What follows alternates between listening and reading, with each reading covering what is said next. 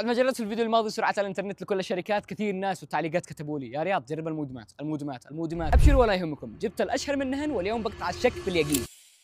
هذا الفيديو الثاني من فيديوهات التجارب اللي باختصار تكتبوا لي اشياء في التعليقات اجربها وانا اجربها واعطيكم رايي بكل شفافيه. تجربه اليوم بتكون للمودمات المحموله فورتكس وسام واولاكس وزد تي اي. الاختبارات بتكون كالتالي: السرعه والاستقرار، البطاريه، والمدى والتغطيه. بالنسبه للسرعه فعجزت حرفيا اني الاقي فايز لانه كلهم يتبعوا نفس المزود، فاختبرت الاجهزه كلها بنفس الظروف على نفس الجوال في اماكن مختلفه، كل مره كان يطلع لي فايز مختلف. ولكن الشيء اللي لاحظته انه الاكثر استقرارا من بين المودمات هو زد تي اي وسام 4 جي. بالنسبه لعدد المستخدمين فكل المودمات تحمل 10 مستخدمين في نفس الوقت، الا زد تي اي يحمل 32 مستخدم في الوقت نفسه. بالنسبه للواجهات فاسوأ واجهه بالنسبه لي وهذا راي شخصي هي واجهه مودم اولاكس، من بعدها سام وفورتكس لانهم نفس الواجهه تقريبا، من بعدها وهي الافضل زد تي اي، شكلها اجمل، تدعم اللغه العربيه وفيها صفحات مختلفه. بالنسبه لجوده التصنيع وخامه المواد فانا اعتبر الفورتكس افضل مودم من بينهم، من بعدها الزد تي اي، بعدها الاولاكس، ثم السام 4 جي. حرفيا السام 4 جي اسوأ جوده من بينهم. بحثت عن اسماء المودمات في جوجل بلاي ولقيت لكل واحد منها تطبيق ما عدا الاولاكس. بالنسبه للاسعار فارخص مودم من بينهم هو مودم اولاكس ب 25000 ريال يمني، وسام وفورتكس بنفس الاسعار 28500،